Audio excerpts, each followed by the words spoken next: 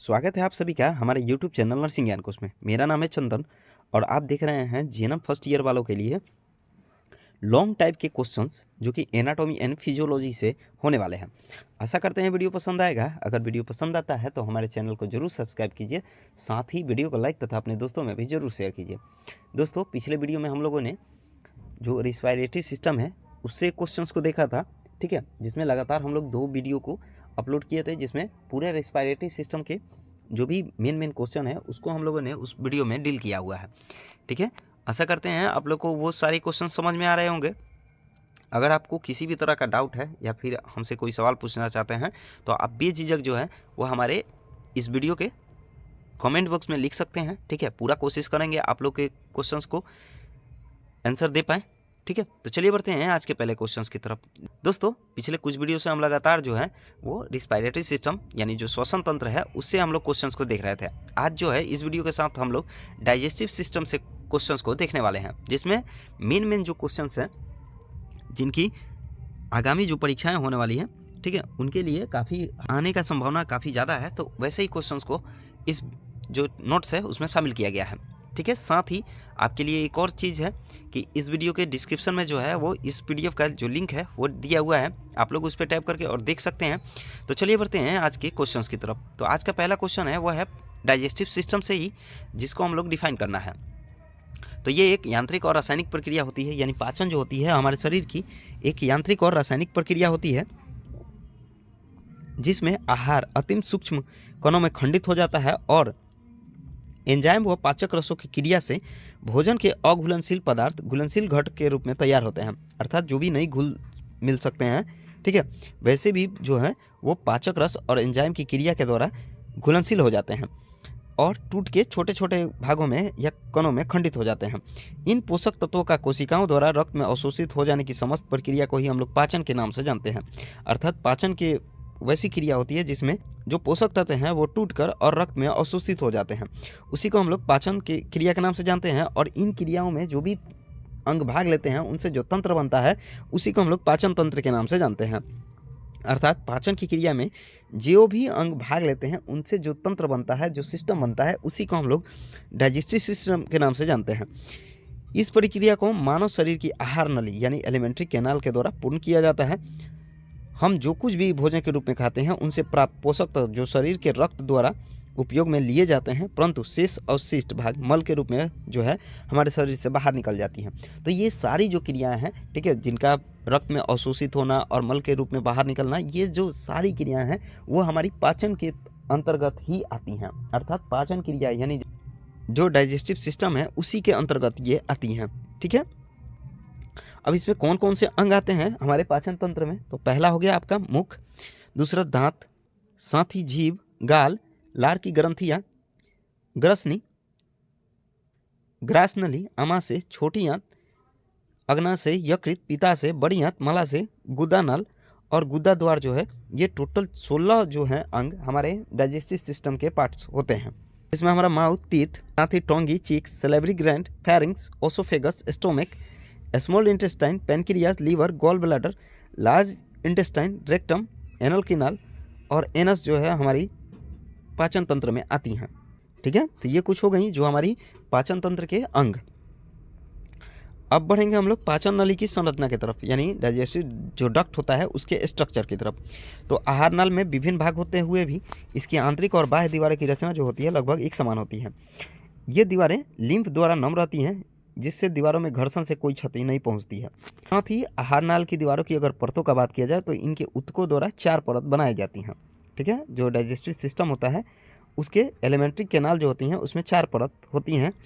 जो पहला होता है म्यूकस मेम्ब्रेन, यानी जो जिसे हम लोग सेलेस्मिक कला परत बोलते हैं, जो कि आहार नाल की सबसे नीचे वाली परत होती है, जो म्यूकस मेम्ब्रेन से निर्मित होती है, जिससे उपकला यानी सब म्यूकोसल लेयर तथा इसकी संयोजी ऊतक की परत रहती है। इसी परत में लसिका परिकाएं, ठीक है, यानी लिम्फ नोड। जब हम लोग सर्कुलेटरी सिस्टम देख रहे थे उसमें हम लोगों ने लिम्फ नोड के बारे में देखा था। ठीक है, तो वही जो है वो लसिका कोशिकाएं होती हैं। अर्थात जो म्यूकस मेम्ब्रेन होता है उसमें हमारे लिम्फ नोड ही होते हैं और यही जो होती हैं वो हमारे एलिमेंट्री कैनाल को नम बनाए रखती हैं। साथ ही मस्क्यूलरिस म्यूकोसा में तंत्रिका जालिका यानी नर्व प्लेक्सस होते हैं, यह परत चिकनाई देने का कार्य करती हैं। जैसा कि मैंने ऊपर बताया भी कि हमारी जो एलिमेंट्री कैनाल होती हैं वो एक समान रचना की होती हैं तथा मुलायम होती हैं, जो कि हमारे लिम्फ नोड जो होते हैं उन्हीं के कारण होती हैं। साथ ही ये जो होती हैं वो नर्व प्लेक्सस के साथ होती हैं और ये जो होती हैं वो चिकनाई देने का कार्य करती हैं। इसके स्राव में एंजाइम तथा श्लेष्मा आदि होते हैं, जो साथ ही कोशिकाओं द्वारा उत्पन्न होते हैं, अर्थात दूसरी कोशिकाओं द्वारा उत्पन्न होते हैं। इसी परत में अवशोषी कोशिकाएं होती हैं, वो भी मौजूद रहती हैं, जो अवशोषण का कार्य करती हैं, अर्थात हमारे शरीर में जो भी चीज़ें गए रहती हैं उसको अवशोषण करने के लिए अवशोषी कोशिकाएं ही उत्तरदायित्व होती हैं। साथ ही दूसरा जो परत होता है वो होता है अश्लेष्मिक परत, जो कि सब म्यूकस मेम्ब्रेन का बना होता है और ये बीच वाली परत होती है। ये जो होती है वो संयोजी ऊतक से ही निर्मित होती है, लेकिन ये अत्यंत वैस्कुलर परत होती है। इस परत में अनेक तंत्रिकाएं, लसिकी नोड्स एवं अवश्लेष्मिक ग्रंथियां पाई जाती हैं। तो ये हो गया दूसरा अवश्लेष्मिक परत यानी सबम्यूकोसा। और तीसरा जो होता है वो होता है मस्क्यूलर कोट, जिसे हम लोग ट्यूनिका मेम्ब्रेन के भी नाम से जानते हैं। यह 2 परत वाली मुख्य पेशीय परत होती है। इसकी अनैच्छिक पेशी की 2 परतों में बाह्य परत लंबाकार पेशी तंतु फाइबर्स तथा दूसरी परत गोलाकार यानी सर्कल और आंतरिक तिरछी यानी ऑब्लिक्यू पेशी तंतुओं की बनी होती है। इन्हीं पेशियों के द्वारा आहार नाल यानी एलिमेंट्री कैनाल में भोजन एक भाग से बढ़कर आगे के दूसरे अंग में कर्मांकुचन लहरों के गति यानी पेरिस्टलिक मूवमेंट के द्वारा प्रवेश करते हैं। पेशियों की क्रियाओं द्वारा आमाशय में संकुचन होने से भोजन जो है आगे तथा पीछे की ओर घूमता है, जिससे भोजन को भली भांति मिलाया जा सकता है। तो ये हो गया हमारा तीसरा मस्क्यूलर कोट। साथ ही चौथा जो भाग होता है वो होता है बाह्य सीरमी परत, जिसे हम लोग सेरोसा मेम्ब्रेन बोलते हैं। यह जो परत होती है शरीर की सबसे प्रमुख और सबसे बड़ी परत होती है। यह परत दोहरी तह यानी डबल फोल्ड वाली होती है। साथ ही इनमें मेसेंट्री उदर गुहा के पिछली भित्ति से एक जगमगाती झालर के रूप में संलग्न रहती है।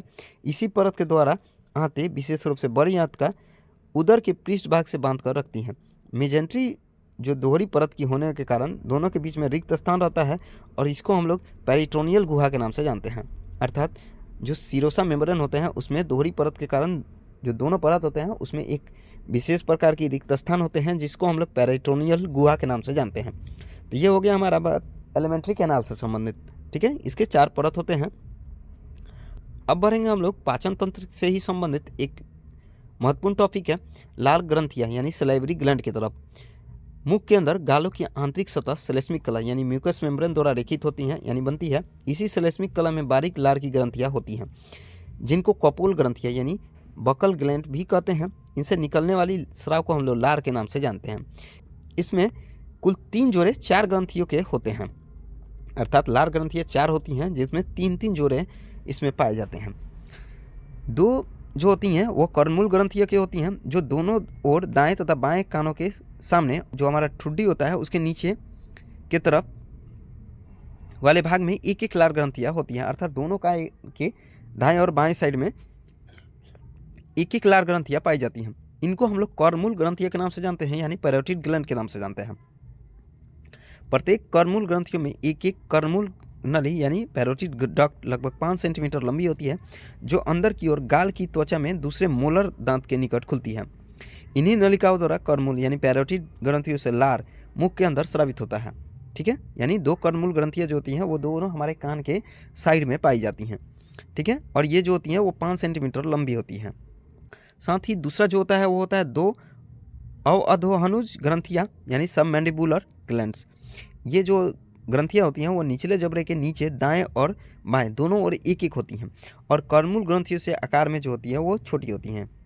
साथ ही इन दोनों ग्रंथियों की नलिकाएं, जिन्हें हम लोग अवअधोहनुज बोलते हैं यानी सबमैंडिबल बोलते हैं, निचले कृतंक दांतों यानी इंसीजर जो दांत होता है उसके नीचे जीभ के लघु बंध यानी लिंगुअल फोनेलुलम के दोनों ओर मुख की सतह पर जो अंकुर टाइप की रचना होती है उसी में खुलती है, जिनके द्वारा लार जो होता है वो हमारे मुख में आता है। तो ये हो गया हमारा सबमैंडिबल ग्लैंड। और तीसरा जो जोड़ा पाया जाता है वो होता है 2 जीवधार ग्रंथियाँ यानी सबलिंगुअल ग्लैंड, जो कि हमारे जीभ के नीचे और दोनों ओर स्थित होती हैं। ठीक है, साथ ही प्रत्येक ग्रंथि से अनेक छोटी छोटी नलिकाएं निकलती हैं, जो कि जीभ जो फ्रेनुलम होते हैं उसके दोनों ओर खुलती हैं तथा निरंतर जो है लार स्रावित करती रहती हैं। तो ये हो गया 3 ग्रंथियाँ जो कि जोड़ा में पाई जाती हैं। टोटल जो ग्रंथियाँ होती हैं हमारी 4 लार ग्रंथियाँ होती हैं, जिसमें 3 जो होती हैं वो जोड़े में पाई जाती हैं। आगे बढ़ते हैं, अगला है अमाशयी रस यानी गैस्ट्रिक जूस।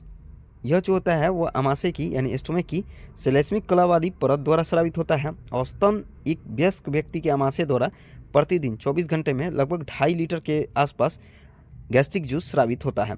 यह एक स्वच्छ पानी की तरह रंगहीन अम्लीय स्वभाव यानी अम्ल जैसा होता है, जो कि पानी, enzyme, hydrochloric acid, chloride, phosphate, bile juice और म्यूकस द्वारा ये बनता है, जिसमें पानी जो है 99.14%, एंजाइम जिसमें पेप्सिन, रेनिस, लाइपेज वगैरह होते हैं वो 0.32% होते हैं। हाइड्रोक्लोरिक एसिड का बात किया जाए तो वो 0.2% होते हैं।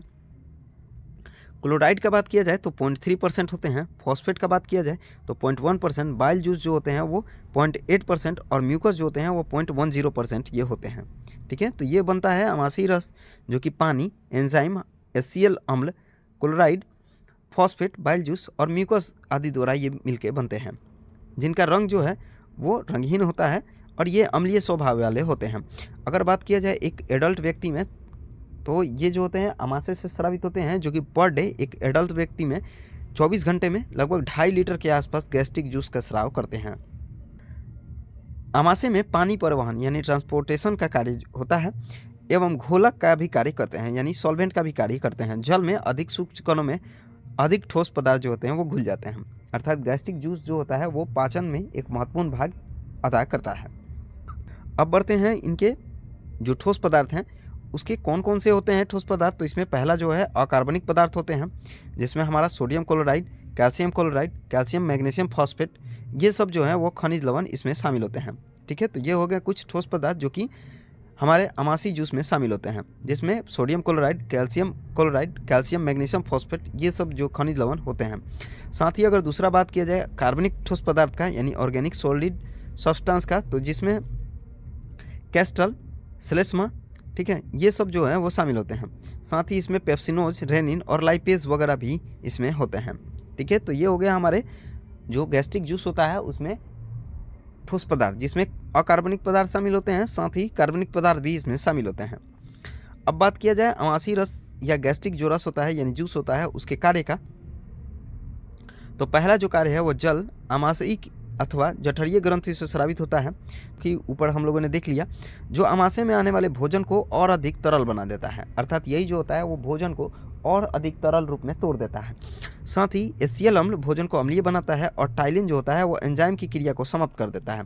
यह एक प्रतिजैविक और रोग पैदा करने वाले जीवाणुओं को नष्ट भी करता है। टाइलिन जो होता है वो एंजाइम की क्रिया को समाप्त करता है और एक प्रतिजैवी यानी एंटीबायोटिक का काम करता है और रोग पैदा करने वाले जीवाणुओं को नष्ट करता है। साथ ही HCl अम्ल से भोजन में पाए जाने वाले शरीर के हानिकारक सूक्ष्म जीव नष्ट हो जाते हैं।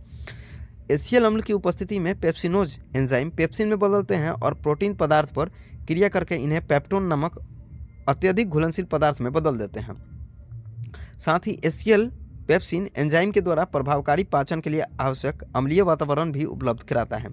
पाचन क्रिया में जो HCl पेप्सिनोज बदलता है, पेप्सिनोज HCl अम्ल की उपस्थिति में पेप्सिन में परिवर्तित हो जाता है। यह पेप्सिन प्रोटीन का पाचन करता है, जिससे प्रोटीन जो होता है वो पेप्टोन में बदल जाता है और पेप्टोन जो होता है अम्लीय अम्ल से बने घुलनशील पदार्थ होते हैं।